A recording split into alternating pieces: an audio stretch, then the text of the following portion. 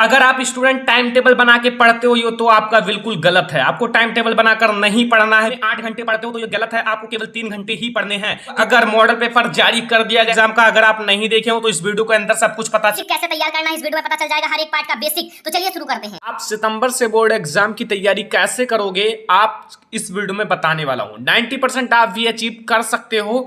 आपने जुलाई में कुछ नहीं पढ़ा, अगस्त में कुछ नहीं पढ़ा, दोनों मिलाकर आपने केवल 2% तैयारी की है। तो आप कैसे बोर्ड एग्जाम में 90% ला सकते हो सितंबर से पढ़कर। और ये आपके लिए बहुत ज्यादा स्पेशल वीडियो है, ऐसा आपको पूरे यूट्यूब पर नहीं मिलने वाला है। क्लास 10th एंड 12th वाले तो बहुत अच्छे से देखें क्योंकि उनका होने वाला है बोर्ड एग्जाम। तो बोर्ड एग्जाम के पर्पज से ये वीडियो बनाया जा रहा है। तो आ जाओ हम लोग शुरुआत करते हैं। देखो जुलाई भी आपका जा चुका है, इसे कट कर दो। अगस्त भी आपका जा चुका है और आपने अभी तक कुछ नहीं पढ़ा है। तो आप कैसे करोगे तैयारी? देखो आपको करना क्या है, कुछ ऐसे स्टूडेंट होते हैं कि आपके एक दिन में 24 घंटे होते हैं एंड 5 से 6 घंटे तो आप लोग सोते हो। 5 से 6 घंटे आपको स्लीपिंग यानी कि सोते हो। बहुत सारे स्टूडेंट 8 घंटे तक पढ़ते हैं, बहुत सारे स्टूडेंट 3 घंटे तक। लेकिन 8 घंटे वाला भी टॉपर नहीं बन सकता और 3 घंटे वाला टॉपर बन सकता है। आखिर कैसे? वो होता है एक चीज, वो क्या है, आपकी पढ़ने की मतलब मन कितना लगता है, आपको पढ़ने में कितना मन लगता है। अगर ये 3 घंटे में चाहे मन लगाकर पढ़े तो 3 चैप्टर खत्म कर सकता है, लेकिन आप 8 घंटे में 1 चैप्टर नहीं खत्म कर पाओगे क्योंकि आपके मन में चलेगा कुछ और, पढ़ोगे कुछ और। तो ऐसे में आपको नहीं समझ में आएगा। चाहे आप 8 नहीं 10 घंटे 15 घंटे 24 के 24 घंटे पढ़ लो तो भी आप टॉपर नहीं बन सकते। अगर आपका एक ही मेन लक्ष्य है, एक ही आपका टारगेट है कि हमें पढ़ना है, एंड अगर ये स्टूडेंट सोचता है कि हमें केवल पढ़ना है तो 3 घंटे बहुत ज्यादा हो जाते हैं। अगर आप अच्छे से पढ़ो एकदम स्ट्रेटेजी के साथ, टाइम टेबल के साथ, ठीक है, एंड अगर ये 8 घंटे पढ़े तो इनका बेकार है। तो आप भी मन लगा के पढ़ो, अच्छे से पढ़ो। ऐसा नहीं कि आप पढ़ रहे हो कुछ और, माइंड कहीं और है, स्कूल में या फिर कहीं और पिच में है, खेलने के लिए है, तो ऐसा नहीं पढ़ो वरना फिर आपका गड़बड़ हो जाएगा।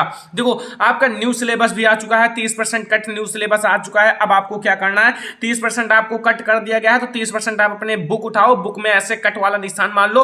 जो चैप्टर आपके कट चुके हैं उसमें आप ये कट वाला निशान मान लो। आप अपने चैप्टर में जो भी चैप्टर कट चुका है उसे ऐसे टिक कर लो, नॉट एंड आपको उसे बिल्कुल भी नहीं पढ़ना है। एंड न्यू मॉडल पेपर आपका जारी होगा तैसा ही मैं आपको वीडियो बना के अपलोड कर दूंगा। मॉडल पेपर जैसा ही आप उसे सॉल्व करो और 30% कट सिलेबस हो चुका है। अब आपको जो बचे हुए 70% सिलेबस उसको आप लगातार रिवीजन करो, उसको आप लगातार पढ़ो, ठीक है।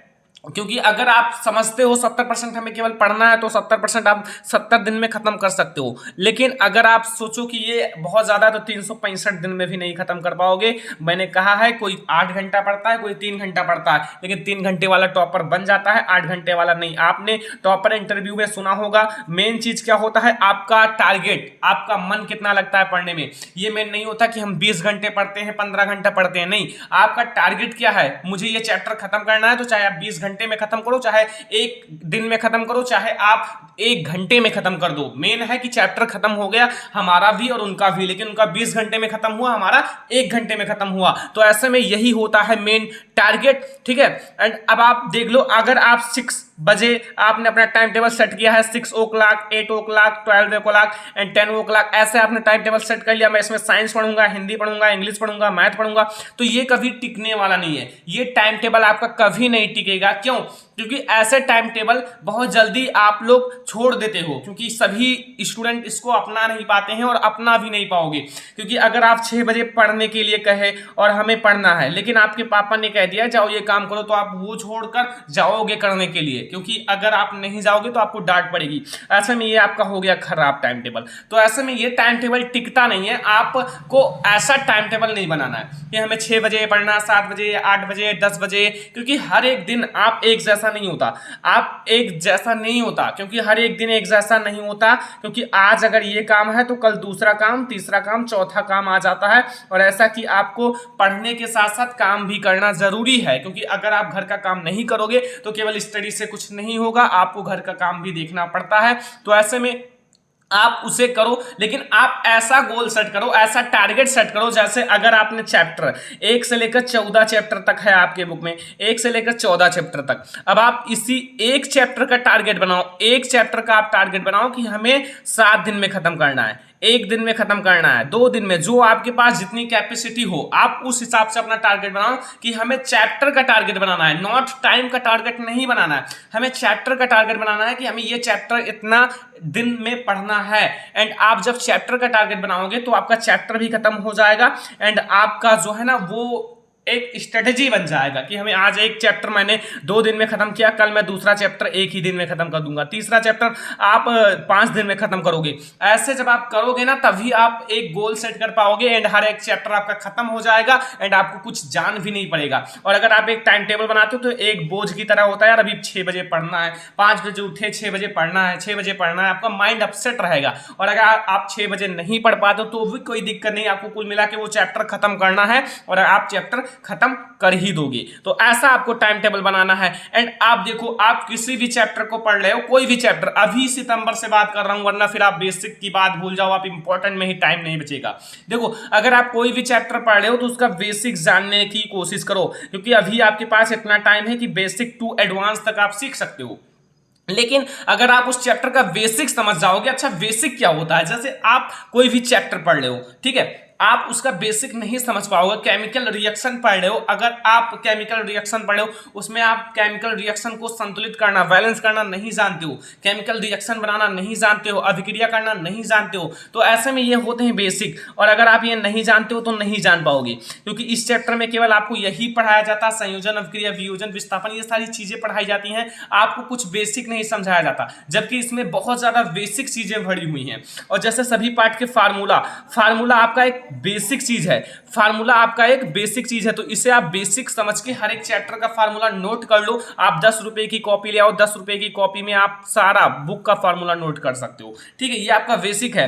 एंड जैसे आपका इलेक्ट्रॉनिक विन्यास भी आपका, ठीक है,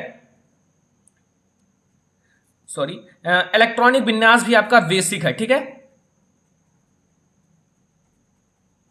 इलेक्ट्रॉनिक विन्यास भी आपका एक बेसिक चीज है। आईयूपीएसी नाम जो 1 से लेकर जैसे 9th से लेकर 12th तक काम आए, वो सारी चीजें आपकी बेसिक होती हैं। इलेक्ट्रॉनिक विन्यास आप 9th में पढ़ोगे, 9th to 12th में काम आएगा, तो इसीलिए बेसिक चीजें हैं, इससे आप ज्यादा ध्यान दो। तो हर एक चैप्टर की बेसिक चीज पढ़ने की कोशिश करो, उसका निचोड़ समझो, तब आप जान पाओगे वन शॉट सब कुछ, ठीक है। एंड अब आप देखो, ये चीज जरूर करो, जैसे एनसीईआरटी के मैंने देखा है कई सारे स्टूडेंट एनसीईआरटी के बुक तो पढ़ते हैं, बहुत अच्छे से पढ़े, बुक को तो वो बहुत अच्छे से पढ़ लेते हैं, बट उसके क्वेश्चंस नहीं सॉल्व करते।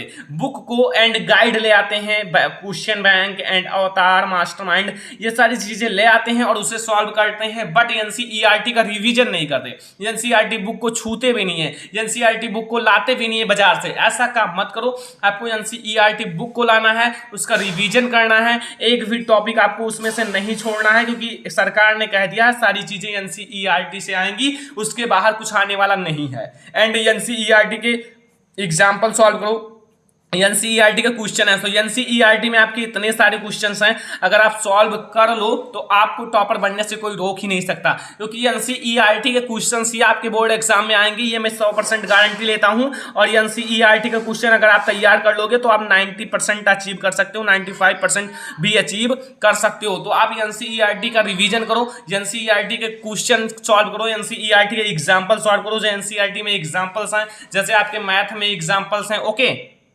ओके, एनसीईआरटी का एग्जांपल एंड मॉडल पेपर, जो आपका न्यू मॉडल पेपर जैसा ही जारी होगा, आप एक एक क्वेश्चन को सॉल्व करने की कोशिश करो, क्योंकि मॉडल पेपर से ही आपके पेपर बनते हैं।